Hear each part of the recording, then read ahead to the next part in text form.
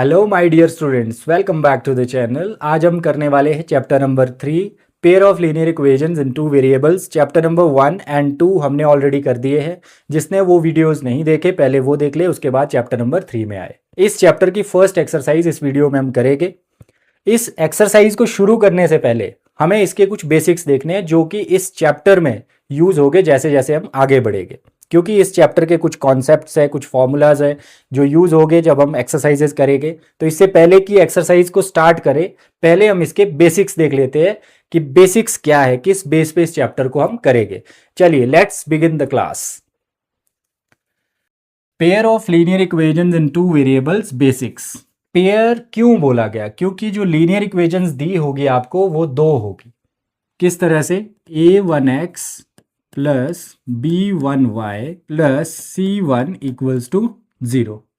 दूसरी इक्वेशन होगी a2x plus b2y plus c2 equals to 0। ये हमारे पास पेयर दिया है लीनियर इक्वेशंस का, ठीक है। ये एक लीनियर इक्वेशन है, ये दूसरी लीनियर इक्वेशन है, इसलिए इसको बोला पेयर। तो ये तो क्लियर हो गया कि पेयर क्यों बोला। आगे बोलते हैं टू वेरिएबल्स। दो वेरिएबल कौन कौन से इसमें? एक x एक y। तो इसलिए चैप्टर का नाम क्या पड़ा? Pair of linear equations in two variables. अब आगे इसमें आएगा क्या? सबसे पहले हमें सीखना है कि इसका रेशो कंपेयर होता है। कैसे कंपेयर करते हैं? जैसे यहाँ पे लिखेंगे a1 upon a2 b1 upon b2 c1 upon c2। इसकी तीन कंडीशंस बनेगी। कौन कौन सी? पहली कंडीशन में ये बराबर नहीं होंगे। अगर ये बराबर दोनों नहीं आए, this upon this, this upon this, अगर ये बराबर नहीं आए, और सिंपल कर देता हूँ, जैसे इसकी इक्वेशन बना देता हूँ 3x plus 2y plus 6 equals to 0, 5x plus 6y plus 7 equals to 0। तो अब यहाँ पे देखो a1 क्या होगा? 3, b1 2, c1 6, a2 5, b2 6, c2 7। अब तो और ज़्यादा क्लियर हो गया होगा। तो यहाँ पर पहली जो सिचुएशन बनेगी वो ये वाली बनेगी कि पहले दो बराबर नहीं होंगे। या फिर दूसरी सिचुएशन क्या बन सकती है? दूसरी कंडीशन क्या बन सकती है कि a1 अपॉन a2 मान लो बराबर आ गया b1 अपॉन b2 के, बट c1 अपॉन c2 के इक्वल नहीं आया। ये होगी दूसरी कंडीशन। तीसरी क्या बन सकती है? a1 अपॉन a2 इक्वल आ जाए b1 अपॉन b2 के, इक्वल आ जाए c1 अपॉन c2 के। तो ये तीन कंडीशंस बन सकती है जब हम इसके रेशो को कंपेयर करेंगे। अब इन तीनों सिचुएशन से क्या निकल कर आता है वो देखते हैं। अगर हमारे पास फर्स्ट वाली कंडीशन बने तो इसके लिए याद रखना आपने कि क्या लिखेंगे? Intersecting lines. और जब इंटरसेक्टिंग लाइंस होगी तो दूसरे नंबर पे क्या बोलेंगे उसको? Unique solution. Unique solution. और अगर यूनिक सॉल्यूशन है तो हम बोलेंगे इसको कंसिस्टेंट। ये तीन कंडीशन आपकी फर्स्ट वाले से होगी, ठीक है। क्वेश्चन कैसे भी पूछा जा सकता है कि इंटरसेक्टिंग लाइंस है या यूनिक सॉल्यूशन या कंसिस्टेंट। अभी हम क्वेश्चन करेंगे तो इस पे आएंगे। इस वाली कंडीशन में क्या क्या हो सकता है? पहला, अगर ये वाली कंडीशन हो कि ये बराबर आ जाए दोनों, ये बराबर ना आए, तो उसमें क्या होगा? Parallel lines. Parallel lines. Number 2, अगर लाइन पैरेलल है तो नो सॉल्यूशन। और अगर नो सॉल्यूशन है तो उस केस में क्या लिखेंगे हम? इनकंसिस्टेंट। ये तीन कंडीशन हो गई इस वाले में। फिर आगे बढ़ते हैं। अगर ये वाली कंडीशन हो, सारे बराबर आ जाए, तो क्या हो सकता है? पहला, कोइंसिडेंट लाइंस। Coincident lines. और अगर कोइंसिडेंट लाइंस है तो इसका मतलब क्या है? Infinitely many solutions. और अगर बहुत सारे सॉल्यूशन है, इसका मतलब सॉल्यूशन तो है, चाहे अगर एक सॉल्यूशन है तो भी कंसिस्टेंट, बहुत सारे सॉल्यूशन है तो भी कंसिस्टेंट। अब यहाँ पे कंफ्यूजन ये आ रही होगी बच्चों को कि इंटरसेक्टिंग लाइंस है ना, इंटरसेक्टिंग लाइंस होती क्या है? चलिए इसको भी देख लेते हैं। इंटरसेक्टिंग लाइंस का मतलब है कि जो भी आपको दो लीनियर इक्वेशन दी है, अगर उसमें ये वाली कंडीशन लग रही है तो इसका मतलब ये है कि जो दो लाइंस बनेगी वो इंटरसेक्टिंग है। बोलने का मतलब क्या है इसका? कि जो ग्राफ बनेगा तो वो इस तरह का कुछ बनेगा। किस तरह का कि एक लाइन मान लो ऐसे चली गई तो दूसरी लाइन उसको कहीं ना कहीं इंटरसेक्ट करेगी, ठीक है। यहाँ पर जो होगा नीचे वो x की वैल्यू आ जाएगी, जो इधर को होगा वो y की वैल्यू आ जाएगी। यही इसका सॉल्यूशन होगा। इंटरसेक्टिंग लाइंस का मतलब ये है। क्वेश्चन को शुरू करने से पहले मान लो किसी क्वेश्चन का ग्राफ आपसे पूछा है, तो आप ये पता कर सकते हो कि इसका ग्राफ किस तरह का बनेगा। तो यहाँ पर अगर ये वाली कंडीशन लग गई तो थर्ड वाला तो चेक करने की भी जरूरत नहीं है आपको, अगर पहले वाले दो इक्वल नहीं है तो आप समझ जाना कि इसके जो ग्राफ बनेगा उसमें इंटरसेक्टिंग लाइन्स बनेगी। क्लियर है।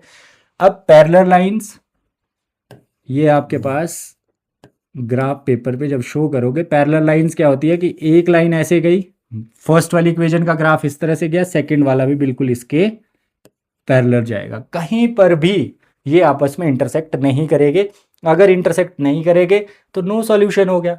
एक जगह इंटरसेक्ट कर रहे थे, यूनिक सॉल्यूशन हो गया। अब कोइंसिडेंट लाइन में कैसे बनेगी लाइंस, इसमें क्या होगा कि एक लाइन मान लो ऐसे बनी, ठीक है, ये लाइन बनी, किसी एक इक्वेशन का ग्राफ बन गया। दूसरी लाइन कैसे बनेगी, इसके बिल्कुल ऊपर से जाएगी, ऐसे इसके ही ऊपर से जाएगी, मतलब ओवरलैप करेगी दोनों लाइंस। तो ऐसी लाइंस को हम बोलते हैं कोइंसिडेंट लाइंस।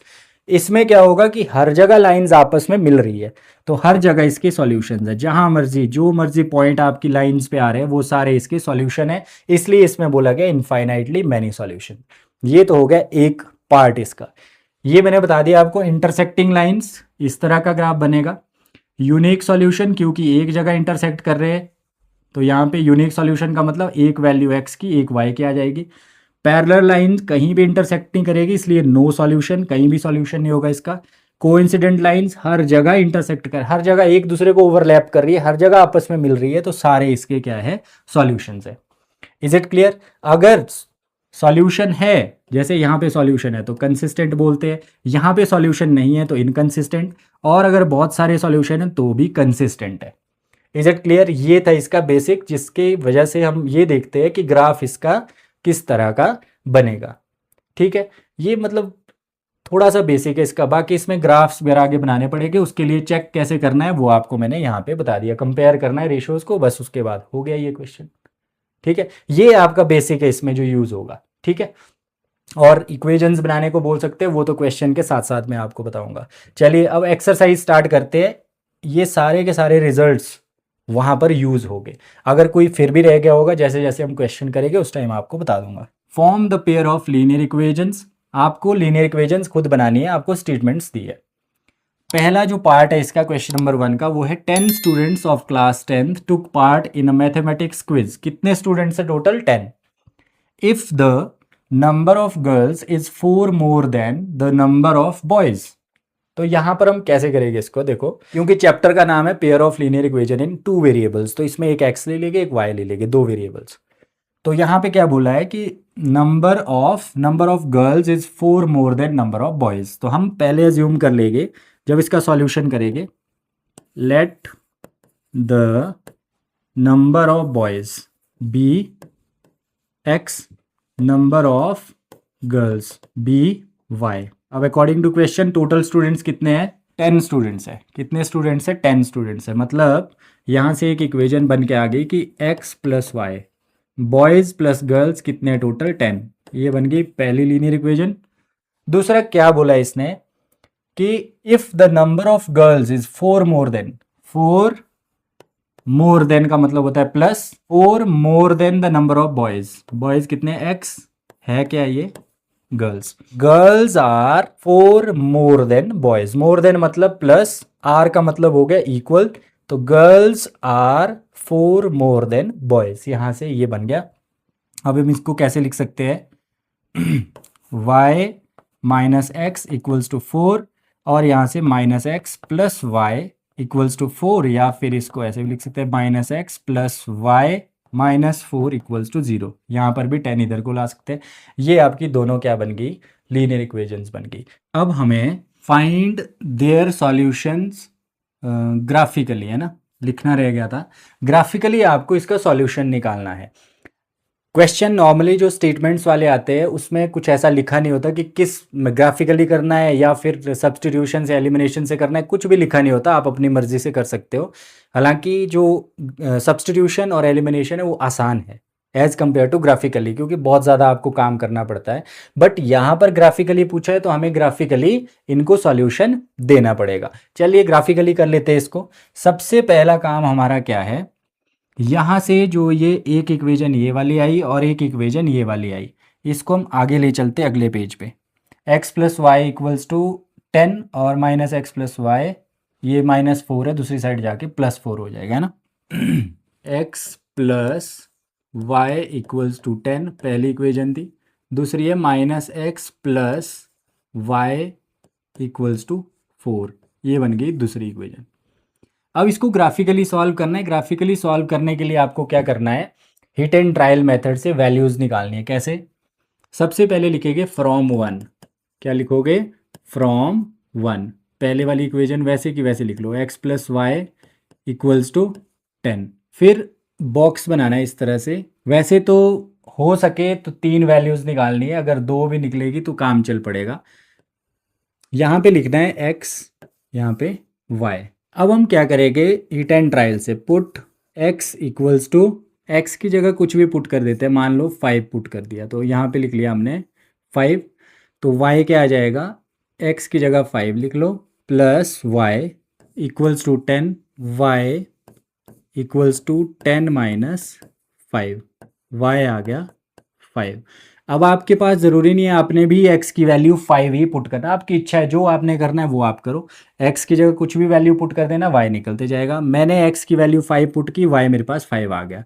अब मैं पुट करता हूँ y की value, put y equals to 6, y की वैल्यू मैंने कर दी 6 पुट, तो यहाँ पे लिख लिया। अब y की वैल्यू 6 पुट की तो क्या होगा, x प्लस वाई की जगह 6 इक्वल्स टू 10। x की वैल्यू यहाँ से आ जाएगी 10 माइनस 6, x इक्वल्स टू 4, तो ये आ गई 4, है ना। अब मैं एक वैल्यू और पुट करता हूँ, पुट x इक्वल्स टू 5 तो मैंने कर दिया था, तो मैं क्या पुट करूँगा, x में 6 पुट कर देता हूँ, है ना। x 6 पुट कर दिया, y क्या आ जाएगा, 6 plus y equals to 10, y equals to 10 minus 6, y equals to 4। ठीक है, 3 वैल्यूज़ निकाल दी। इसी तरह से मैं आगे भी वैल्यूज़ निकालूंगा। अब लिखूंगा फ्रॉम 2, अब लिखना है फ्रॉम 2, दूसरे वाली equation x minus x plus Y equals to 4। अब यहाँ पे मैं क्या करूँगा, put x equals to, x में 0 पुट कर देता हूँ, 0, तो 0 plus Y equals to 4, Y आ गया यहाँ से 4। अब मैं y की जगह क्या करता हूँ, पुट y इक्वल्स टू 0, तो माइनस एक्स प्लस वाई की जगह 0 equals to 4, minus x equals to 4, x equals to -4, ये आ गया -4। अब मैं एक वैल्यू और पुट करता हूँ, पुट x इक्वल्स टू -2, है ना, तो -2 प्लस वाई इक्वल्स टू 4, ये बन जाएगा +2 plus Y equals to 4, Y आ जाएगा 4 माइनस 2, वाई इक्वल्स टू 2। तो x जब मैंने -2 पुट किया तो y कितना आ गया, y आ गया 2। अब ये जो वैल्यूज़ आई, इन वैल्यूज़ के बेस पर आपको क्या करना है, आपको अब ग्राफ बनाना है इसका। तो ग्राफ बनाते हैं पहले तो ये बन गया हमारे पास ग्राफ, हमारे पास तैयार हो गया। अब हमें इसमें इन पॉइंट्स को, इन कोऑर्डिनेट्स को प्लॉट करना है। ठीक है, तो प्लॉट कैसे करेंगे, देखो फर्स्ट वाला, यहाँ पर x5 y5। अब देखो ध्यान से, x5 कहाँ पर है, ये यहाँ पे x5 है, ठीक है, ये वाला पॉइंट x5, y भी 5 है। अब x5 और y5 बिल्कुल सीधा होना चाहिए ये, अदरवाइज ये हो जाएगा गलत। तो थोड़ा सा हम यहाँ पे टूल का इस्तेमाल करते हैं। 5 से सीधी लाइन जाएगी आगे और 5 से सीधी लाइन जाएगी ऊपर, मतलब इधर कहीं हमारा पॉइंट होगा ये वाला। ठीक है, फिर उसके बाद इसको, जो ये वाली डायमेंशंस आई बेटा, इसको निकाल देते हैं। ठीक है, अब अगला पॉइंट क्या है, x4 y6 है ना, x4 y6, x4 यहाँ पे है, y6 कहाँ पे है, वो ऊपर जाके। इसके लिए भी हमें टूल का इस्तेमाल करना पड़ेगा, मतलब पॉइंट यहाँ कहीं बनेगा। ठीक है, अगला क्या है 6, 4, x6 y4, x6 y4, यहाँ कहीं पे पॉइंट बनेगा ये वाला कौन सा पॉइंट था, ये वाला था 4,6। ठीक है, आपके पास तो ग्राफ में ऑलरेडी लाइंस होगी ये वाली, तो आसान है आपके लिए। तो यहाँ पे हमने, ताकि एक्यूरेसी थोड़ी सी आए, तो हमने इस तरह से इसको ड्रॉ किया। ठीक है, अब इसमें साथ में लाइन की मेजरमेंट भी आ गई, इससे अब कंफ्यूजन क्रिएट हो जाएगा आपको, इसको निकाल देते हैं। अब हमने क्या करना है, इसको ज्वाइन कर देना है, इसको हम ज्वाइन कर देंगे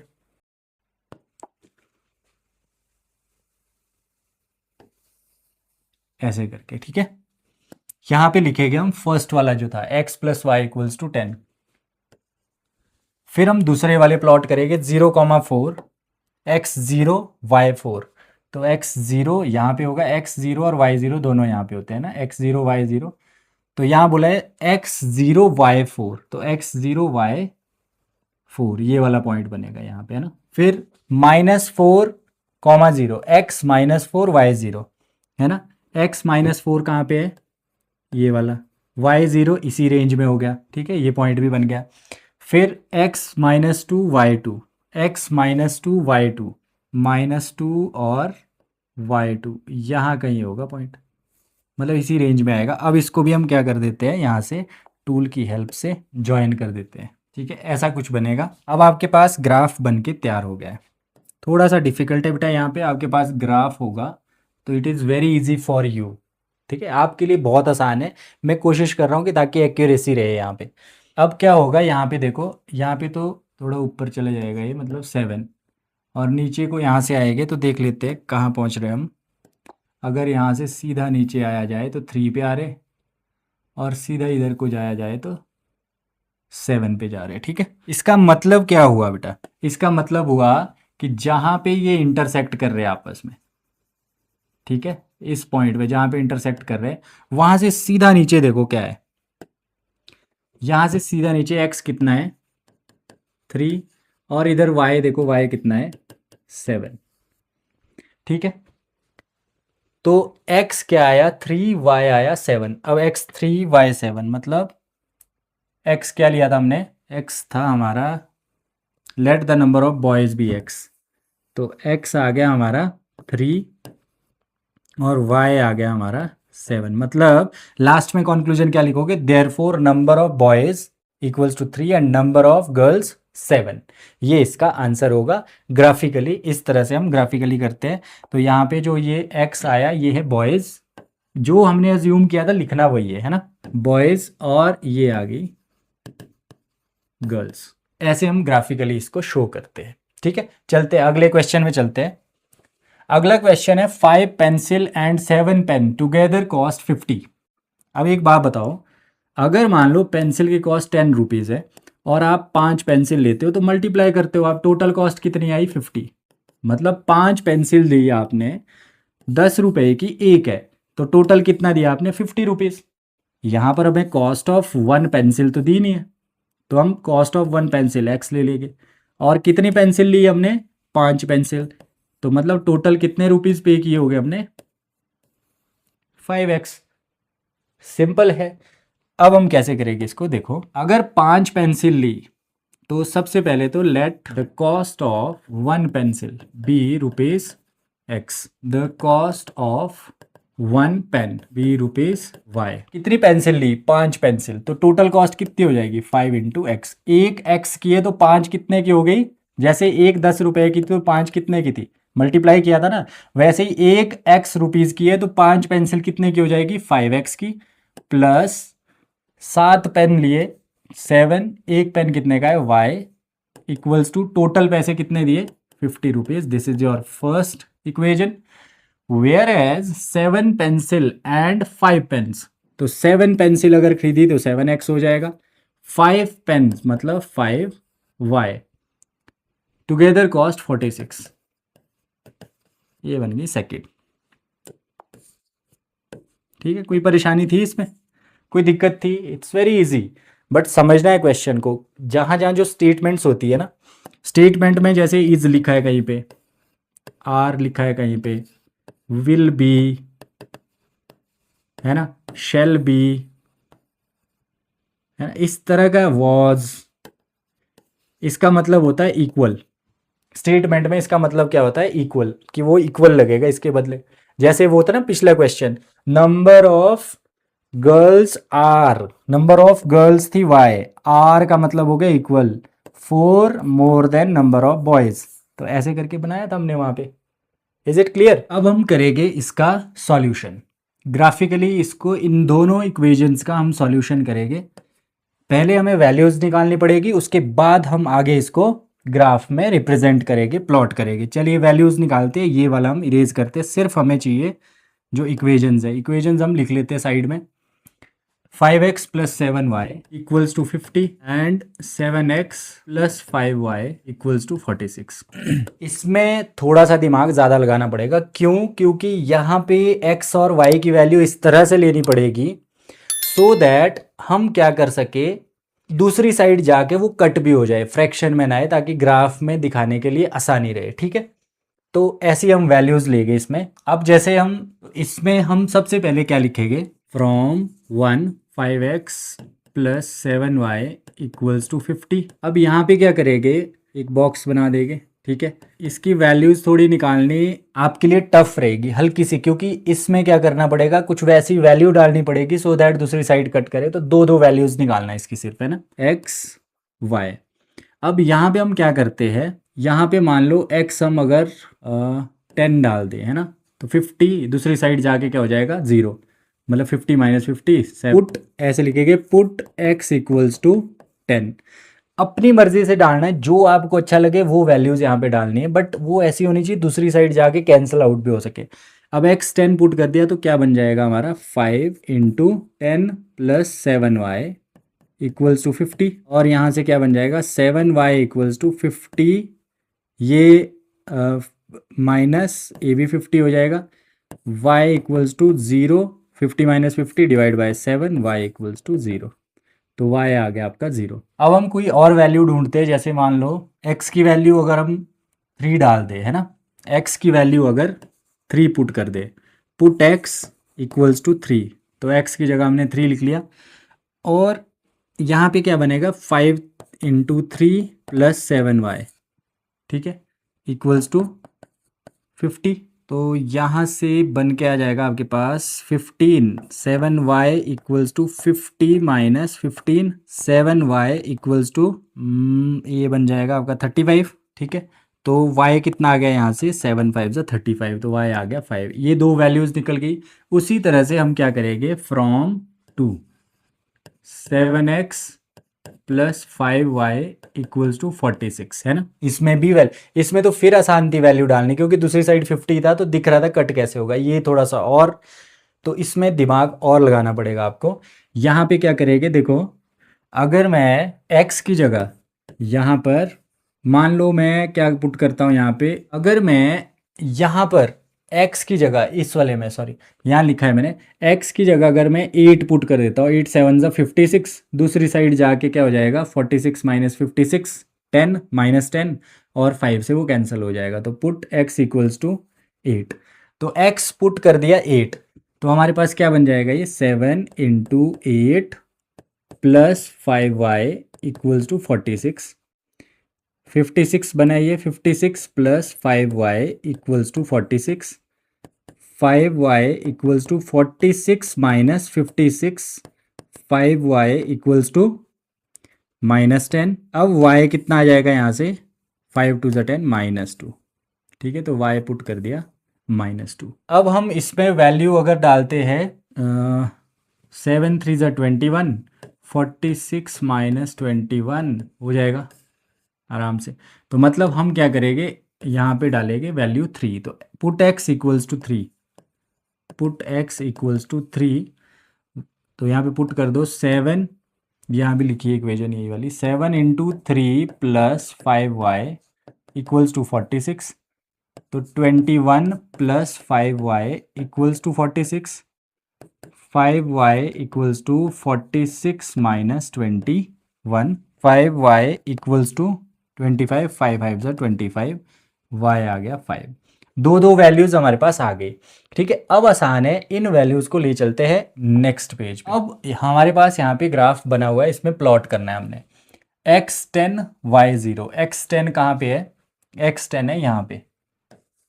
ठीक है, x10 y0 3,5 x3 y5 x3 y5। तो यहाँ से हम थोड़ा सा हेल्प ले लेते हैं।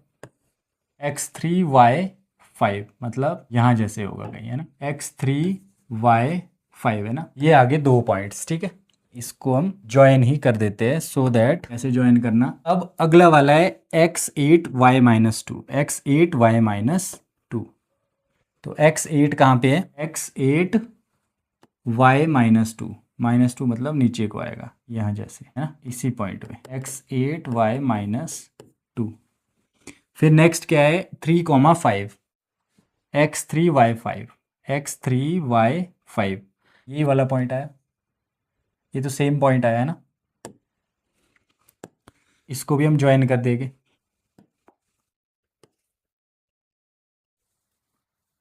ऐसा पूरा बनेगा, ये नीचे तक लाइन बनानी है आपको, ये वाली पूरी बनेगी ऐसे इस तरह से। ठीक है, ये बन गई और यहाँ पे ये आपस में इंटरसेक्ट हो रहे हैं। ठीक है, पेंसिल ली थी एक्स, हमने पेन लिए थे वाई कॉस्ट, है ना, तो इसका मतलब हो गया कॉस्ट ऑफ 1 पेंसिल वो कितनी आएगी? जितना एक्स आया, ₹3। Cost of 1 pen 5। ठीक है, तो ये फाइनल आंसर निकला इसका। तो अब चलते हैं अगले क्वेश्चन पे। अगला क्वेश्चन है ऑन कंपेयरिंग द रेशो को कंपेयर करना है। बेसिक में मैंने बता दिया आपको, find out whether the lines representing the following pair of linear equation. Find out whether the lines representing the following pair of linear equation. Lines कैसी होगी ये चेक करना है कि लाइन इंटरसेक्टिंग होगी या फिर पैरेलल होगी या फिर कोइंसिडेंट होगी। बस रेशियो को कंपेयर करना, इट्स वेरी इजी। हाउ? यहाँ पर सबसे पहले अगर मैं इसके आगे यहाँ पे लिखता हूँ, देखो a1x plus b1y plus c1 equals to 0, a2x plus b2y plus c2 equals to 0। अब यहाँ पे a1 क्या है? 5, a2 क्या है? 7, b1 क्या है? -4 विथ साइन लेना है, b2 कितना है? 6, c1 कितना है? 8 और c2 कितना है? -9। ये कोई भी आपस में बराबर नहीं है। क्या देखा था हमने कि अगर बराबर नहीं है, देखो यहाँ पर ये वाला है कि इसमें बराबर नहीं था, तो बराबर नहीं था तो कैसी लाइन बनेगी? Intersecting line. तो इसका आंसर क्या होगा?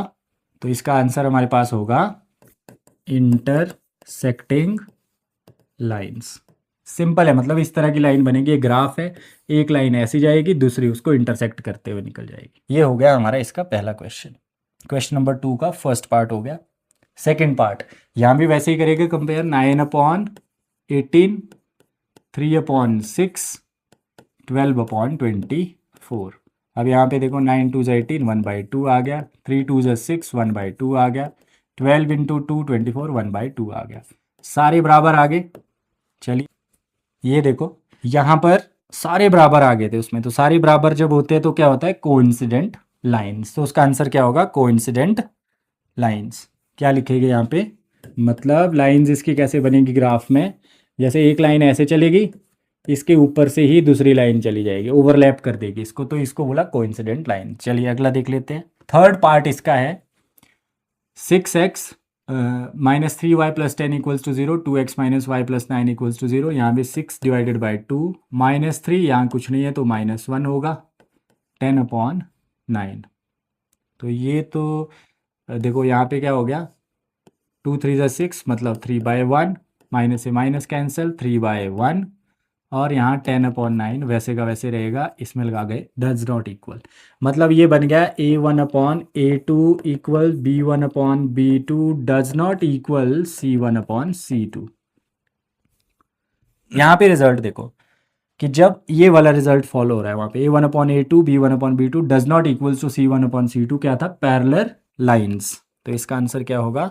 Parallel lines. तो यहाँ पे क्या लिखेंगे? Parallel lines.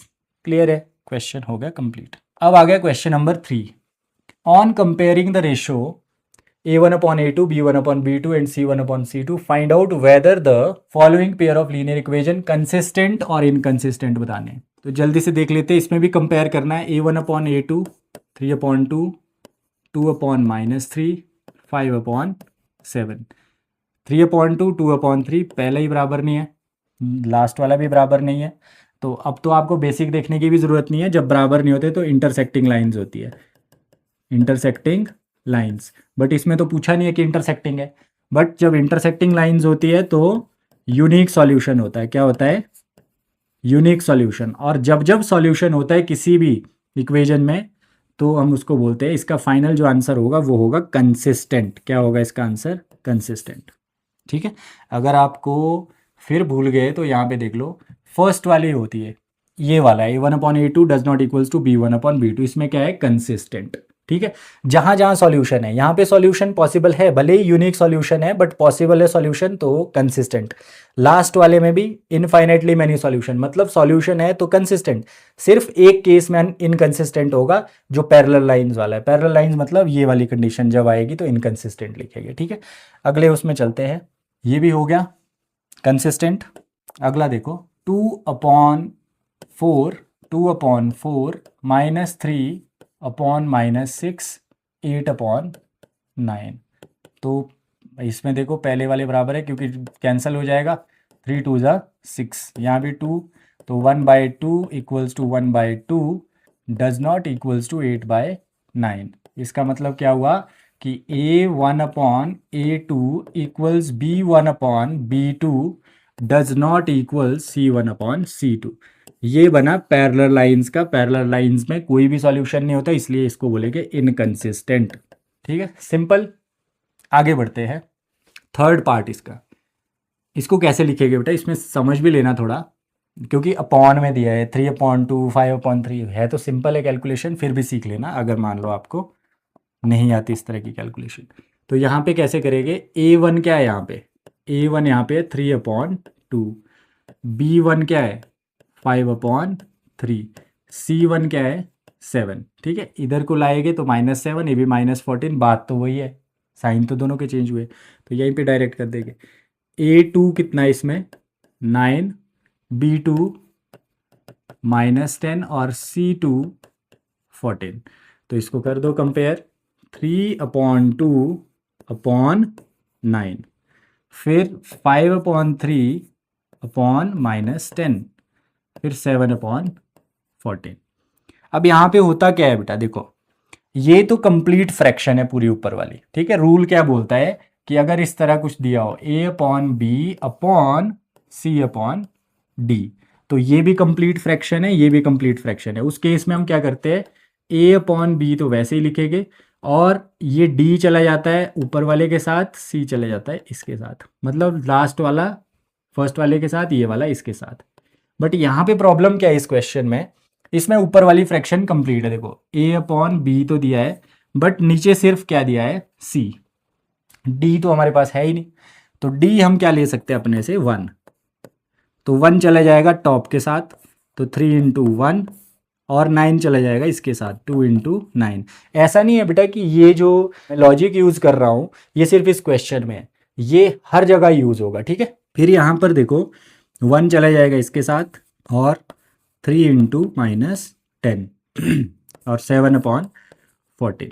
ठीक है, ये कैलकुलेशन करने की ज़रूरत है नहीं वैसे, अगर आपको पहले से आती है तो आपको लगेगा ये क्या कैलकुलेशन की जा रही है। पर कुछ बच्चे ऐसे भी देखेंगे, बच्चे जिनको नहीं आती होगी, उनके लिए ये सब कुछ है। यहाँ पे 3 आ गया, यहाँ पे बन जाएगा 18, और 5 ये आ गया -30, और ये आ गया 7/14। क्लियर है यहाँ तक? अब क्या बन जाएगा?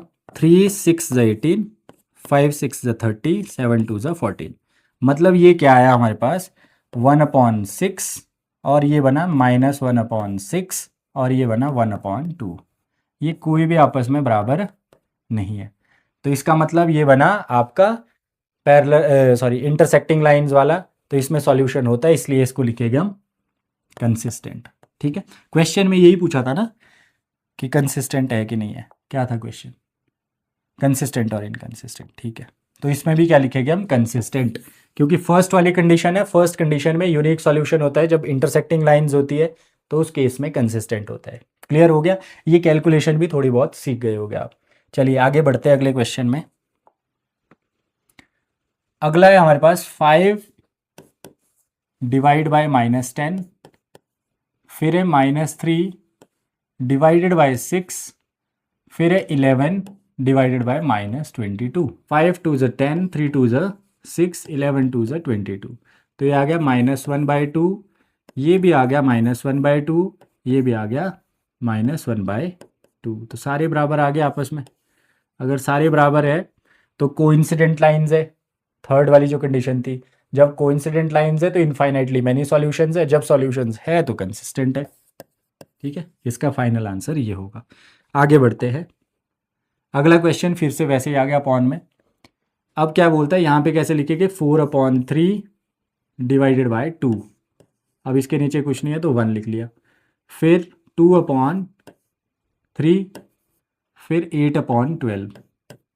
अब ध्यान से देखो, 1 चले जाएगा टॉप में तो 4 और नीचे 3 2 ज़ 6 बन जाएगा।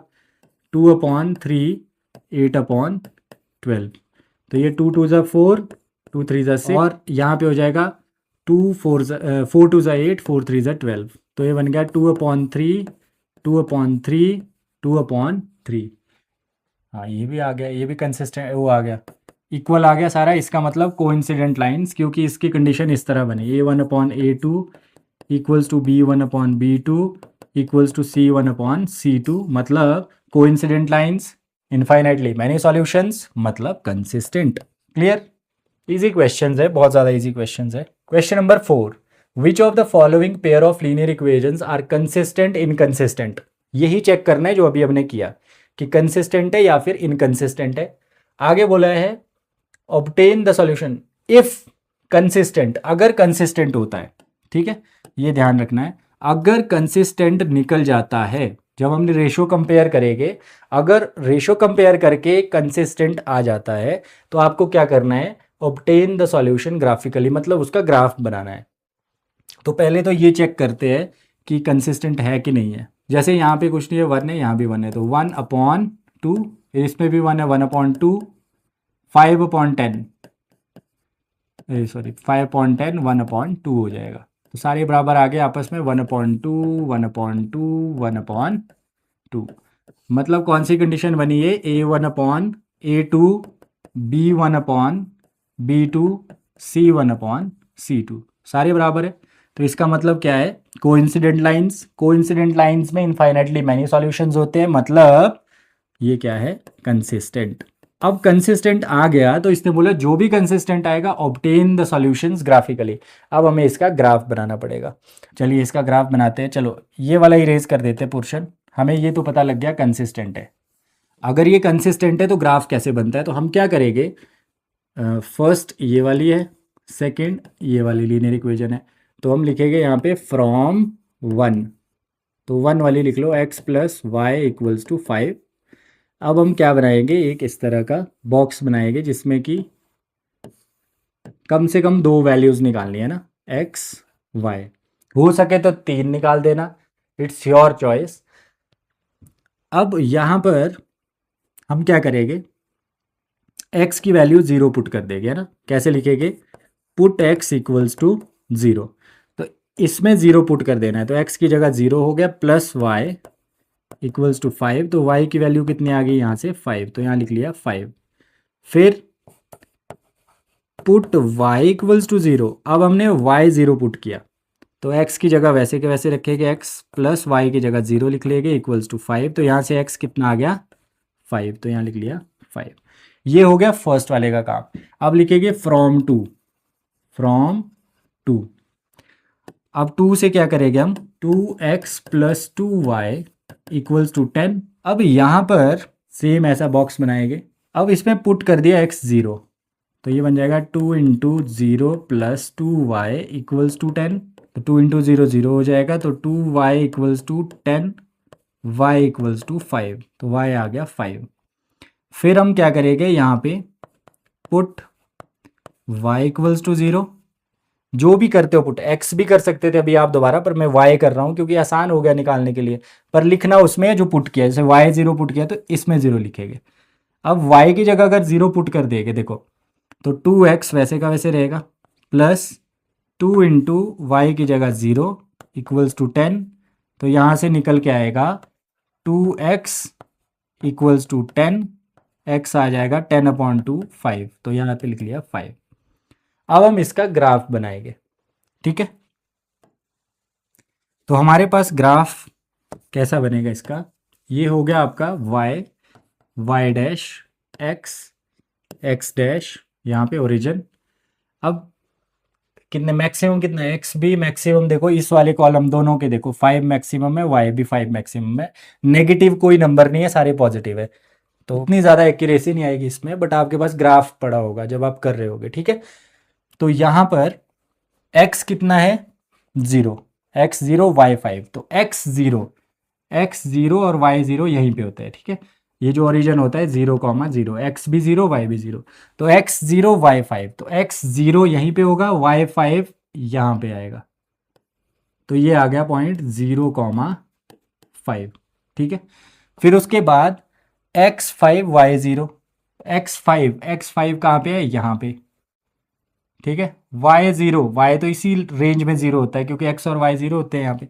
अब इससे क्या हुआ अब हम इसको जोड़ देंगे लाइन को, और इसमें क्या लिख लेंगे हम कि ये ग्राफ किसका है, ये ग्राफ है हमारा फर्स्ट वाले का, x plus Y equals to 5, तो इसमें लिख लेंगे x plus Y equals to 5, ये पहले वाले का ग्राफ बन गया, ठीक है। बिल्कुल पॉइंट पे होना चाहिए, थोड़ा सा यहाँ पे है नहीं। और दूसरा लिखो, दूसरा है x 0 y 5, है ना। अब हम दूसरे कलर से बनाते हैं ताकि आपको क्लियर हो, x 0 y 5, तो x 0 यहाँ पे है, y 5 कहाँ पे है, इस पॉइंट पे। फिर x 5 y 0, x 5 y 0 तो इसी रेंज में होगा। इसका बोलने का मतलब क्या आ गया कि ये तो सेम ही आ गया, मतलब इसका कलर अलग रखते हैं हम,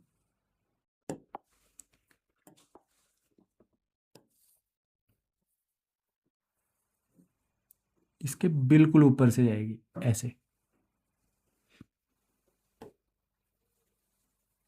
ठीक है। थोड़ी एक्यूरेसी यहाँ पे नहीं आएगी उतनी, बट आपको क्लियर हो गया होगा कि ये लाइन तो एक दूसरे से ओवरलैप कर रही है। और इस लाइन में हम क्या लिखेंगे, 2x plus 2y equals to 10। अगर हम इसके रेशियोज कंपेयर करते तो ये बनता 1/2, 1/2, 5/10, 1/2, मतलब a1/a2, b1/b2, c1/c2 बराबर आगे। इसका मतलब कोइंसिडेंट लाइन, सामने देखो ग्राफ बनाया कैसा बना, कोइंसिडेंट लाइन, मतलब एक लाइन के ऊपर दूसरी लाइन ओवरलैप कर रही है, बिल्कुल सेम पॉइंट्स है, तो इसका ग्राफ इस तरह से बनेगा। अब सॉल्यूशन की बात आती है कि सॉल्यूशंस क्या, क्योंकि इसने बोला ऑब्टेन द सॉल्यूशंस ग्राफिकली, तो सॉल्यूशन क्या होगा इसके एक सॉल्यूशन तो हो जाएगा इसका यही, ठीक है।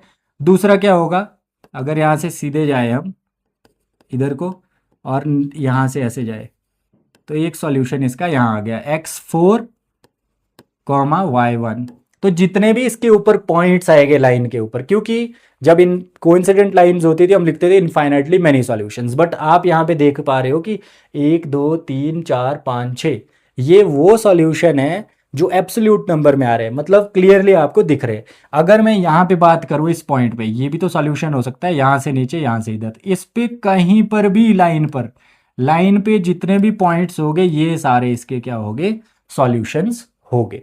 Is it clear. तो ये हो गया हमारा क्वेश्चन, इसकी सॉल्यूशंस क्या होंगे, जितने भी points, all the points on the lines are the solutions of these two equations. Is it clear. चलिए आगे बढ़ते हैं, अगला पार्ट इसका। अब यहां पर ये भी चेक करना है सबसे पहले कंसिस्टेंट है या इनकंसिस्टेंट है। अगर कंसिस्टेंट हुआ तो आपको आगे करना है, तो चेक करने के लिए हम क्या करेंगे, यहाँ पे 1 है, 1/3, यहाँ पे -1 है, देखो कुछ नहीं है तो -1 है, यहाँ पे 3 है, -3 है ना ये वाला, फिर 8 और 16, तो ये तो आपका आ गया 1/3, 1/3, 1/2, तो ये तो बराबर आ गए, ये बराबर नहीं है, तो ये वाली कंडीशन को, सॉरी यहाँ पे मैंने गलती से ये लगा दिया, यहाँ पे लगेगा इक्वल क्योंकि बराबर है, तो इसमें आ गया a1/a2 equal b1/b2 does not equal c1/c2। जब ऐसा होता है तो पैरेलल लाइंस होती है, क्या होती है, पैरेलल लाइंस। पैरेलल लाइंस में होता है नो सॉल्यूशन। अब जब नो सॉल्यूशन है तो उसके मतलब इनकंसिस्टेंट। अब क्योंकि ये इनकंसिस्टेंट है इसलिए इसको ग्राफिकली आपको आगे करने की ज़रूरत नहीं है, क्योंकि इसने बोला अगर कंसिस्टेंट है तभी करे। ठीक है, तो ये भी हमारा क्वेश्चन हो गया। अगले में चलते हैं।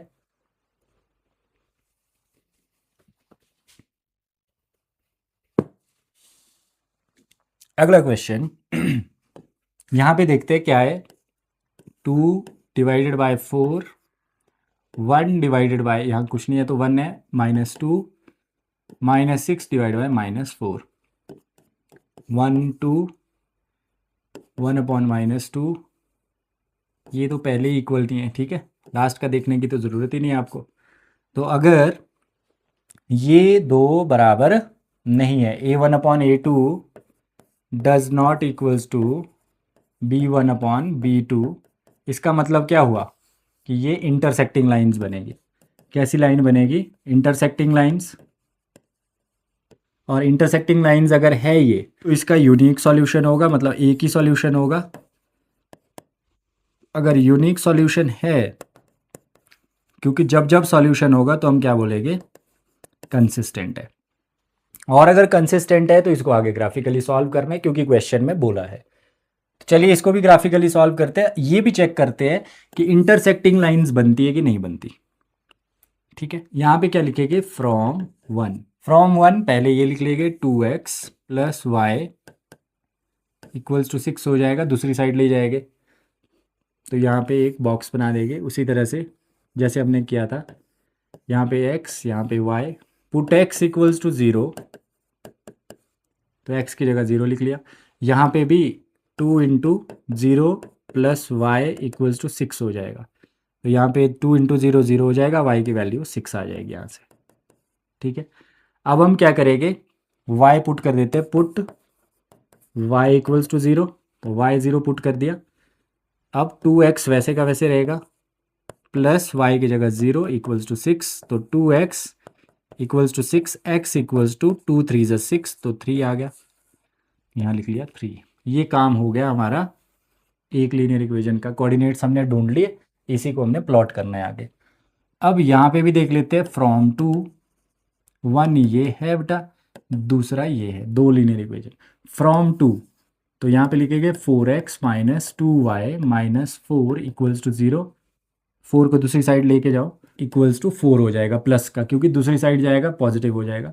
यहाँ पे भी बॉक्स बना दो, x y, पुट x = 0। अब x 0 पुट कर दो, ये हो जाएगा 4 × 0 - 2y = 4, ये तो 0 बन जाएगा, तो -2y = 4, y = 4/-2, मतलब y = -2। y कितना आ गया? -2।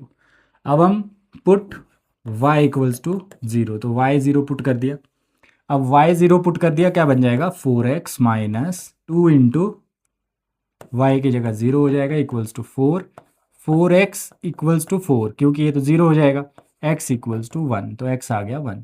अब जो ये दो बॉक्स के अंदर वैल्यूज आई x और y की, इसको ग्राफ पे प्लॉट करना है, फिर चेक करेंगे ग्राफ कैसा बनता है इसका। ये y एक्सिस है, ये y डैश, x डैश और x, ये x एक्सिस है, ये y एक्सिस है। यहाँ पे 0,0 ओरिजिन। ठीक है, अब हमें x वाले में देखना है पॉजिटिव वैल्यू कितनी है x वाले में, मैक्सिमम 3, तो मतलब इधर को हमें चाहिए 3, 1 2 3, 1 2 3। फिर उसके बाद हम देखेंगे y में पॉजिटिव वैल्यू मैक्सिमम है 6, तो मतलब 1 2, उसके बाद माइनस में y में है -2, -1 -2। ये तो बेटा बना होगा आपके पास, ग्राफ पेपर होगा उसमें तो लिखना ही है आपको, ये तो हम बना रहे हैं यहाँ पे। और उतना एग्जैक्ट भी नहीं आएगा, ये आ जाए वो अलग बात है, बट आपके पास ग्राफ में बिल्कुल एक्यूरेट आंसर आएगा। अब x0 y6, तो x0 कहाँ पर है? यहाँ पे। y6 कहाँ पे? यहाँ पे। तो पहला पॉइंट तो ये हो गया।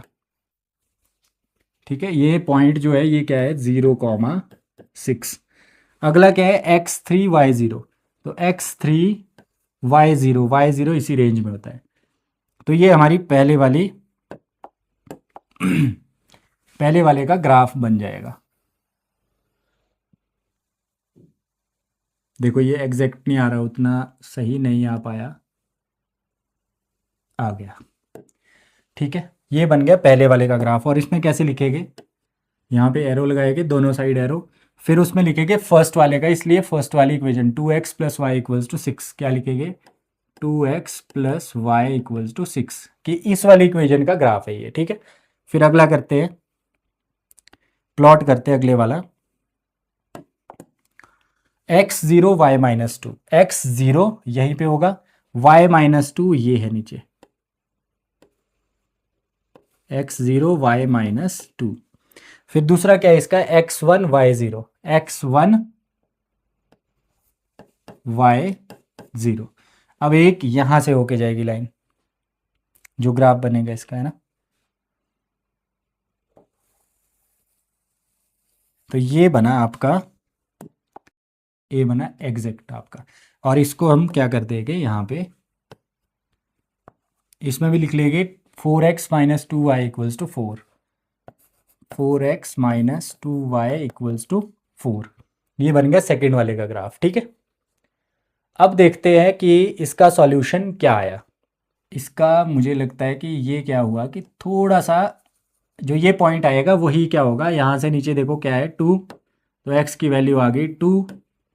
अब y की 2 नहीं आ रही, थोड़ा सा ऊपर नीचे जा रहा, मैं चेक कर लेता हूँ, क्या पता y की भी 2 हो।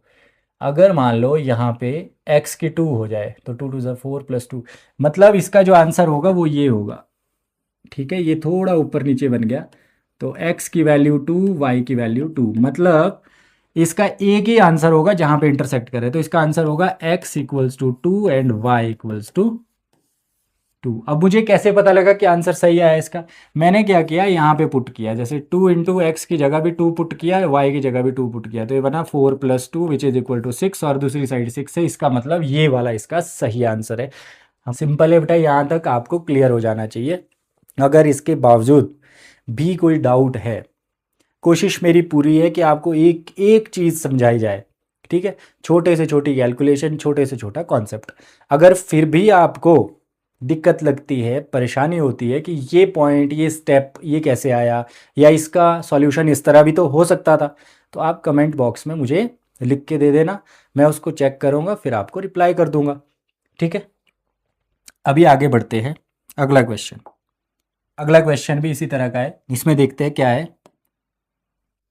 2/4 माइनस 2/-4 माइनस 2/-5, तो यहाँ पे 2/4 1/2, माइनस से माइनस कैंसल, ये भी 1/2 बन जाएगा, डज नॉट इक्वल्स टू 2/5। ये बनी पैरेलल लाइंस। कैसी लाइंस, पैरेलल लाइंस। अगर पैरेलल लाइंस होती है तो नो सॉल्यूशन, नो सॉल्यूशन जब होता है तो इनकंसिस्टेंट, क्या होता है। अब इनकंसिस्टेंट अगर है तो ग्राफ बनाने की ज़रूरत नहीं है, क्योंकि इसने बोला था अगर कंसिस्टेंट है तभी ग्राफिकली उसका सॉल्यूशन निकालने हैं। ठीक है, चलो अब है स्टेटमेंट वाला क्वेश्चन, है ना। स्टेटमेंट दी है, उसके बेस पे आपको क्वेश्चन को सॉल्व करना है। Half of the perimeter of rectangular garden length is 4 metre more than its width. Width होती है चौड़ाई, विड्थ क्या होती है, चौड़ाई, है ना। ये वाली होती है विड्थ, ये वाली होगी लेंथ। तो इसमें क्या करेंगे कि इसने बोला है कि length is 4 metre more than width, तो विड्थ ले लेंगे हम x मीटर। मीटर क्यों बोल रहा हूँ मैं, क्योंकि यहाँ पे जो ये दी है इसकी डायमेंशन पेरीमीटर वो मीटर में दिया है, इसलिए मैंने x मीटर ले लिया, और लेंथ ले लूँगा y मीटर। लिखूँगा कैसे, let the width of rectangular garden, let the width of rectangular garden be x metre. Width की जगह क्या लिखेंगे, length of rectangular garden y metre. अब आपको एक चीज़ पता होगी कि पेरीमीटर ऑफ रेक्टेंगल क्या होता है। रेक्टेंगल का पेरीमीटर देखो, एक इसमें लेंथ है, एक लेंथ इधर है, मतलब 2 लेंथ 2 ब्रेड्थ है ना। तो ट्वाइस ऑफ लेंथ बन गया, ट्वाइस ऑफ ब्रेड्थ बन गया, प्लस कर दिया, 2 कॉमन निकाल दिया, l प्लस b। ये होता है पेरीमीटर ऑफ रेक्टेंगल। ठीक है, पेरीमीटर का मतलब होता है बाउंड्रीज का सम, मतलब बाउंड्रीज का सम मतलब लेंथ 2 तो 2 लेंथ हो गई, है ना, और 2 ब्रेड्थ है तो 2 ब्रेड्थ होगी, उनको प्लस कर दो, 2 कॉमन l प्लस बी। तो ये याद रखना, ये होता है perimeter of rectangle 2 into L plus B. तो यहाँ पे हम यूज़ करेंगे इसको कैसे यूज़ करेंगे, ये 2 इंटू लेंथ कितनी है x प्लस वाई। अब ये हो गया क्या चीज़, पेरीमीटर, किस चीज़ का, इस रेक्टेंगुलर गार्डन का। बट हमें दिया है कि half of the perimeter is, ये पूरा सेंटेंस यहाँ तक है, half of the perimeter of rectangular garden is 36 है ना, बीच में एक्स्ट्रा चीज़ें दी है, तो मतलब रेक्टेंगल का हाफ पेरीमीटर दिया है। तो ये पेरीमीटर था, तो हाफ पेरीमीटर कैसे निकलेगा, half 2 into x plus y divided by 2, half कर दिया कैंसल, मतलब x प्लस वाई। तो half perimeter x plus y आया और उसकी वैल्यू दी है 36। तो यहाँ से एक इक्वेशन तो हमारे पास बन गई इक्वल्स टू 36। ठीक है, पहला हमारे पास पहली इक्वेशन बन गई कि हाफ ऑफ पेरीमीटर कितना दिया है, 36। क्लियर हो गया। आगे क्या बोला है, whose length is 4 metre more than its width. मतलब अभी मैंने बोला था इज का मतलब होता है इक्वल, अगर आपको याद हो, अगर आपने ध्यान से वीडियो देख रहे हो अगर, तो मैंने बोला था इज वॉज विल बी वर, ये इस टाइप की चीज़ें, शेल बी, जो भी हो, इसको हम मैथ्स की जो स्टेटमेंट वाले क्वेश्चन है उसमें इक्वल लेते हैं। तो यहाँ पे अगर मैं according to question whose length, तो लेंथ क्या है हमारे पास y, हुज लेंथ इज मतलब इक्वल है ना, हुज लेंथ इज मतलब इक्वल 4 मीटर, 4 मोर देन का मतलब होता है प्लस इट्स विड्थ, विड्थ क्या थी x। तो दूसरी इक्वेशन ये बन जाएगी, क्या बनी दूसरी वाली, y minus x equals to 4, मतलब इसको लिख सकते हैं minus x plus Y equals to 4। ये बन गया नंबर 2। दो इक्वेशंस हमारे पास आ गई। अब इन्हीं दो इक्वेशन की हेल्प से हम इस क्वेश्चन को करेंगे सॉल्व ग्राफिकली। थोड़ी वैल्यूज इसमें बहुत बड़ी चली जाएगी क्योंकि 36 है यहाँ पे, तो ग्राफिकली इसको सॉल्व करना थोड़ा सा वैसे मुश्किल हो जाएगा, है ना। तो कोशिश करना कि इसको रहने ही देते हैं, विदाउट ग्राफ करेंगे इसको सॉल्व, क्योंकि अगर आपको स्टेटमेंट का क्वेश्चन आता है, ठीक है, अगर स्टेटमेंट का क्वेश्चन मान लो पेपर में आपके पास आ गया, तो स्टेटमेंट वाले क्वेश्चन में ये नहीं लिखा होता कैसे सॉल्व करना है, ठीक है। अगर बोला होगा ग्राफिकली तो यहाँ वैल्यूज कुछ ऐसी होगी जो कि आपके ग्राफ पेपर में आ जाएगी। अब यहाँ पे अगर मैं x0 पुट करता हूँ तो y कितना है 36, तो 36 से कितना ही माइनस कर दूंगा। अगर मैं 18 भी पुट करता हूँ तो 36 माइनस 18 बच जाएगा, ये तो बहुत बड़ा ग्राफ बनेगा। तो इस तरह से क्वेश्चन अगर आएगा तो वो आएगा डायरेक्ट आपको विदाउट ग्राफ सॉल्व करने के लिए। वैसे भी इसमें लिखा नहीं है कि ग्राफिकली करना है, पर मैं कोशिश कर रहा था ग्राफिकली करवाऊं, बट इसमें ये बहुत ज़्यादा बड़ी वैल्यू है यहाँ पे, है ना 36। तो इस क्वेश्चन को हम जब मैं एलिमिनेशन मेथड आपको करवाऊंगा, ठीक है, तब इसको सॉल्व कर लेंगे। वैसे भी मैं आपको यहीं पे बता देता हूँ, अगर आपको शायद पता हो x plus y equal to 36 minus x plus Y equals to 4, यहाँ पे क्या हो जाएगा, ये कैंसिल हो जाएगा, यहाँ पे बनेगा 2y इक्वल्स टू, और y आ जाएगा 20। अब y 20 आ गया, इसमें पुट कर दो किसी भी एक इक्वेशन में, ये फर्स्ट है ये सेकंड है, फर्स्ट वाली में y पुट कर दिया तो x प्लस वाई की जगह 20 इक्वल्स टू 36, और x आ जाएगा 36 माइनस 20 16। ठीक है, तो x भी आ गया, y भी आ गया आपके पास, 20 और 16, 20 मीटर y आया, मतलब लेंथ कितनी आ गई 20 मीटर, विड्थ कितनी है 16 मीटर। अब हमने सॉल्व कैसे किया, ये एलिमिनेशन मेथड से। आगे एक्सरसाइज आएगी उसमें हम एलिमिनेशन मेथड भी सीखेंगे, अगर किसी को आता है समझ तो ये कैंसिल हो गए, y plus Y 2y, 36 plus 4 40, यहाँ से निकल गई वैल्यू। आगे बढ़ते हैं, question number 6, given the linear equation 2x plus 3y minus 8 equals to 0। एक लीनियर इक्वेशन आपको दी है, write another linear equation in 2 variables such that the geometrical representation of the pair so formed is intersecting lines, parallel lines और coincident lines. मतलब एक linear equation आपको दी है, एक लीनियर इक्वेशन आपने खुद बनानी है, पर जो खुद बनानी है वो इस तरह से बनानी है कि पहले जब बनाओगे यहाँ तो वो इंटरसेक्टिंग बननी चाहिए, ये और वो इक्वेशन, इधर पैरेलल बननी चाहिए उधर कोइंसिडेंट बननी चाहिए। ठीक है, तो कैसे करेंगे इसको, यहाँ पे देखो मैं लिख लेता हूँ पहले 3x plus 3y minus 8 equals to 0। यहाँ पे भी मैं सेम लिख लेता हूँ, ये वाले अलग अलग पार्ट है, एक इक्वेशन तो वही रहेगी जो दी है हर पार्ट, और यहाँ भी वही रहेगी 3x plus 3y minus 8 equals to 0, मैं सेम लिख ली। अब हम क्या करेंगे कि यहाँ पे दूसरी जो लीनियर इक्वेशन आपको लिखनी है वो ऐसी लिखनी है कि ताकि ये इंटरसेक्टिंग बने। इंटरसेक्टिंग कब बने, कुछ भी लिख लो बेटा जो आपके मन में आ रहा है। 8x plus 10y minus 9 equals to 0। अब ध्यान से देखो 3/8 3/10 आपस में बराबर नहीं होते। कुछ भी लिख सकते थे, बस बराबर नहीं होने चाहिए थे, सो दैट क्या बने, इंटरसेक्टिंग। तो ये होगी पहली। आप अपनी मर्जी से लिख सकते हो, ठीक है। यहाँ पे हमें बनाना है पैरेलल। पैरेलल में पहले दो इक्वल होते हैं, तो ये करूँगा मैं 6x 6y minus 9 equal to 0। तो इसमें ध्यान से देखो 3/6 यहाँ -8/-9। तो 1/2 equals to 1/2 does not equal to 8/9, मतलब ये बन गया पैरेलल। अब हमने ऐसी इक्वेशन लिखनी है यहाँ पे। यहाँ लिखूंगा 6x plus 6y minus 16 equals to 0। अब ध्यान से देखो, अगर मैं करूँगा 3/6 माइनस 8/16 -16, तो 1/2 ये भी बनेगा 1/2, ये भी बनेगा 1/2, सारे बराबर आ गए। तो कैसी लाइंस बनी है, कोइंसिडेंट। तो मतलब यही काम करना था, एक इक्वेशन यही रखनी थी, बाकी एक अपने से लिखनी थी। पर ये कंडीशन सेटिस्फाई होनी चाहिए, पहले इंटरसेक्टिंग आनी चाहिए, दूसरी पैरेलल, तीसरी कोइंसिडेंट। वो रूल्स आपको पता ही होंगे। अगर बराबर नहीं है, जैसे a1/a2 does not equals to b1/b2, तो इंटरसेक्टिंग होती है। अगर पहले दो बराबर है, c1/c2 बराबर नहीं है, तो पैरेलल होती है। अगर सारी बराबर है तो कोइंसिडेंट लाइंस होती है, ठीक है। आगे बढ़ते हैं। This is the most important question of this exercise. बहुत ज़्यादा इंपॉर्टेंट क्वेश्चन है, ठीक है। Draw the graph of the equations x minus y plus 1 equals to 0 and 3x plus 2y minus 12 equals to 0। Determine the coordinates of the vertices of the triangle formed by these lines and x-axis and shade the triangular region। एक इस तरह का question इसके examples में भी है, वो भी कर लेना। आर.डी. शर्मा में बहुत सारे क्वेश्चंस मिलेंगे। थोड़ा सा इसमें हम ऐड भी करेंगे कि इस क्वेश्चन को किस तरह पूछा जा सकता है और क्या हो सकता है इसमें ऐड।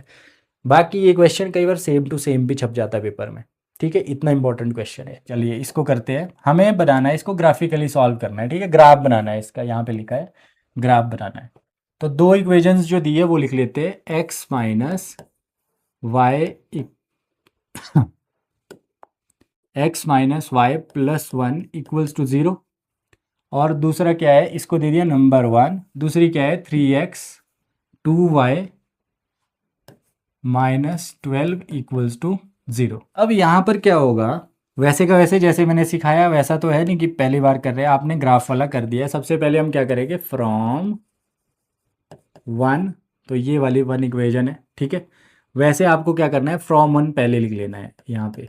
फ्रॉम 1 जब सॉल्यूशन करेंगे, फ्रॉम 1 के बाद फर्स्ट वाली इक्वेशन लिख ली। यहाँ पे आप क्या करोगे, इस तरह से आपने यहाँ पे x आ गया, यहाँ पे y आ गया। अब वही हिट एंड ट्रायल वाला कोशिश करना कि 3 वैल्यूज़ निकालना। इसमें हम 3 निकाल देते हैं। देखो 2 से भी काम चल पड़ता है, पर 3 निकल जाए तो और बढ़िया है। पुट x इक्वल्स टू 0, तो यहाँ पे लिख लिया 0। यहाँ पे x की जगह 0 पुट कर देंगे। 0 minus y plus 1 equals to 0। यहाँ से minus y equals to -1 cancel, y equals to 1, पहली वैल्यू आ गई। फिर put y equals to 0, y की जगह लिखा 0 और यहाँ पे y की जगह 0 पुट कर देंगे। तो x minus 0 plus 1 equals to 0। अब यहाँ पे क्या आ जाएगा, x माइनस 0 प्लस 1 है ना, 0 तो कैंसिल हो गया, तो ये चला जाएगा दूसरी साइड, क्या बन जाएगा -1। तो ये आ गया -1। फिर हम पुट कर देंगे अपनी इच्छा अनुसार, जो भी आपकी वैल्यू पुट करनी है। क्या कर सकते हैं हम, 1 कर देते हैं, यहाँ पे 2 कर देते हैं ना, 2 या 3 कर देते हैं, ग्राफ अच्छा बनेगा। x 3 पुट कर दिया है ना, पुट x लिखना भी है साथ में, पुट x इक्वल्स टू 3। तो x अगर 3 पुट कर दिया तो ये बन जाएगा 3 minus y plus 1 equals to 0 और माइनस वाई इक्वल्स टू 3 + 1 4, दूसरी साइड जाके माइनस हो जाएगा, तो y आ गया 4, ठीक है। ये फर्स्ट वाला हमारा काम हो गया। अब करेंगे हम सेकेंड वाला, फ्रॉम 2 है ना। फ्रॉम 2 में सेकेंड वाला लिख लो 3x plus 2y minus 12 equals to 0, ठीक है। तो यहाँ पर भी वैसे ही बॉक्स बना दो x y, put x equals to 0, तो 3 into 0 plus 2y equals to 12, 0 हो जाएगा। 2y इक्वल्स टू 12, 2 6 ज़ा 12, मतलब ये आ गया 6। फिर पुट, मतलब y यहाँ पे 6 आ गया, पुट y इक्वल्स टू 0, तो y की जगह 0 पुट कर दो, ये बन जाएगा 3x plus 2 into 0 equals to 12, 3x equals to 12, x equals to 3 4 ज़ा। क्लियर है। फिर उसके बाद एक वैल्यू और डाल देते हैं, पर ऐसी वैल्यू डालना जो कैंसिल भी हो जाए दूसरी साइड। जैसे यहाँ पे मान लो 3 पुट कर देता हूँ मैं, तो 3 2 ज़ा 6 हो जाएगा। तो मैं कर देता हूँ y equals to 3, y 3 put कर दिया मैंने। इससे क्या हो जाएगा, 3x प्लस 2 इंटू वाई की जगह 3 पुट कर दिया इक्वल्स टू 12। ध्यान से करना बेटा, एक गलती हुई पूरा ग्राफ गलत और पूरा क्वेश्चन गया। 12 minus 6, 3x equals to 6, x equals to 2, cancel हो जाएगा, 3 2 ज़ा 6। ठीक है, तो ऐसी वैल्यू पुट करनी है जिससे कैंसिल भी हो जाए, तो ये आ गया 2। तो हमारे पास ये काम आधे से ज़्यादा हो गया। अब बचता है सिर्फ ग्राफ बनाना। ठीक है, ग्राफ रहता है। अब ग्राफ करते अगले वाले पेज पे, आराम से इसका अच्छे से ग्राफ बनाते हैं ताकि ठीक भी आ जाए। ठीक है, अब ये वैल्यूज़ हमने प्लॉट करनी है इस ग्राफ पे। अब इसको प्लॉट करते हैं, x0 y1, x0 y1 है ना, x0 y1।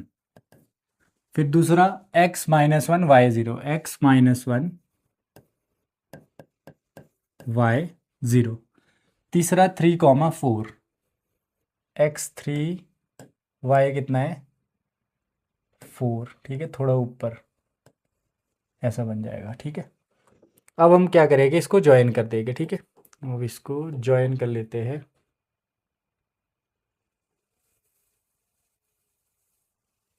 ठीक है, तो ये बन गई आपकी x minus y plus 1 equal to 0। वैसे ही हम बनाएंगे अब 0,6 दूसरे वाला, x0 y6 यहाँ पे आएगा, 4,0, x4 y0, x4 ये वाला है, y0 यहीं पे इसी रेंज में होता है ना। ये था 0,6, ये है 4,0। फिर नेक्स्ट क्या है 2,3, तो x2 y3। तो अब इसको भी मिला देते हैं।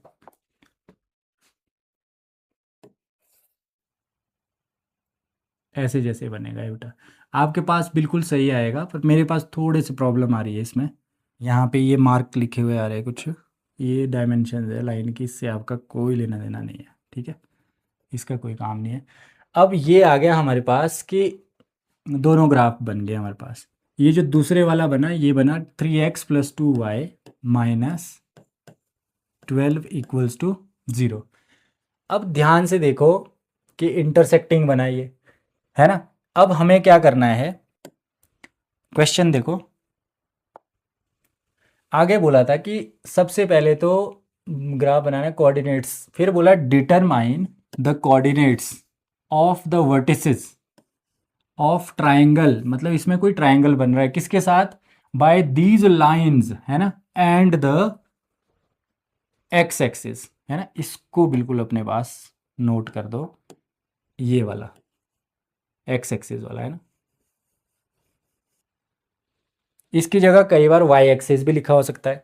अब इसका मतलब क्या है, इसने बोला कि ये दो लाइंस जो ग्राफ बनाया जिसमें हमने, इन दो लाइंस और एक्स एक्सिस के बीच जो ट्राइंगल बना, तो एक्स एक्सिस कौन सा है, this one is your x axis.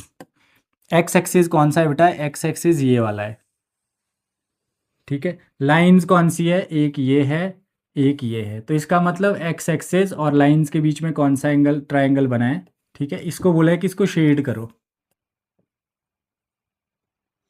ये ट्राइंगल बना बेटा, ये बना आपका किसके बीच में, दो लाइंस। ठीक है, किसके बीच में बनाइए, दो लाइंस, एक ये वाली लाइन एक ये वाली लाइन और एक्स एक्सिस के बीच में। ठीक है, ये था एक्स एक्सिस, ये थी दो लाइंस, उनके बीच में जो आपका ट्राइंगल बना वो हमने शेड कर दिया। चलो, ये भी पूछा था क्वेश्चन में कि शेड करना है। ये हो गया कि ट्राइंगल को आपको क्या करना है, कोऑर्डिनेट्स भी लिखने हैं उसके, अभी वो पेंडिंग रहता है। और बोला था कि शेड द ट्राइंगुलर रीजन, तो शेड तो हमने कर दिया। और ये जो ट्राइंगल फॉर्म हो रहा है किसके बीच में हो रहा है, इसने बोला एक्स एक्सिस और दीज लाइंस, मतलब लाइंस और एक्स एक्सिस के बीच का हमें ट्राइंगल को शेड करना है और उसके कोऑर्डिनेट्स भी लिखने हैं। तो हमने शेड तो कर दिया, ये देखो ये थी लाइंस, ये था एक्स एक्सिस, हमने कर दिया शेड। अगर गलती से क्वेश्चन में बोला होता कि लाइंस और वाई एक्सिस, तो लाइन ये वाली थी, वाई एक्सिस ये वाला था, तो ये वाला ट्राइंगल जो है आपका ये वाला, इसको शेड करना था आपने। ठीक है, तो जैसे क्वेश्चन में पूछा होगा उसके अकॉर्डिंग ही आपको करना पड़ेगा। ठीक है, क्वेश्चन में क्या पूछा था कि लाइंस और एक्स एक्सिस वाला ट्राइंगल, ठीक है, शेड कर दिया। अब और क्या बोला इसने कि इसके कोऑर्डिनेट्स लिखो, तो यहाँ पे क्या कोऑर्डिनेट थे इसके, इसको नाम दे दो ए बी और सी। ठीक है, ए बी और सी नेम दे दिया ट्राइंगल का, तो ट्राइंगल क्या बना इसमें, ए बी सी। अब ए के कोऑर्डिनेट्स ऑफ ए का मतलब है यहाँ से एक्स क्या है नीचे 2, वाई क्या है उधर को 3। ठीक है, बी के कोऑर्डिनेट क्या है -1,0, यहाँ तो लिखा है, और सी के क्या है 4,0। तो ये हमने कोऑर्डिनेट्स भी लिख लिए। अलग से लिखना बेटा ग्राफ में, साइड साइड में बिल्कुल, ये है ना, बीच में नहीं लिखना। कोऑर्डिनेट्स भी लिख लिए, और ट्राइंगल जो लाइंस और एक्स एक्सिस के बीच में बना वो वाला शेड कर दिया। अगर पेपर में आया कि लाइंस और वाई एक्सिस के बीच बनाओ तो ये वाला ट्राइंगल शेड होगा, है ना। अब और इसमें ऐड करके, क्योंकि ये तो क्वेश्चन इतना ही था, इसमें ट्राइंगल को शेड करना था जो एक्स एक्सिस के साथ बन रहा है और लाइंस के बीच में, और दूसरा बोला था कोऑर्डिनेट्स लिखने हैं, वो भी लिख लिए। पर पेपर में कई बार इसमें ये भी पूछा जा सकता है कि इस ट्राइंगल का एरिया भी निकालो, तो एरिया कैसे निकलेगा,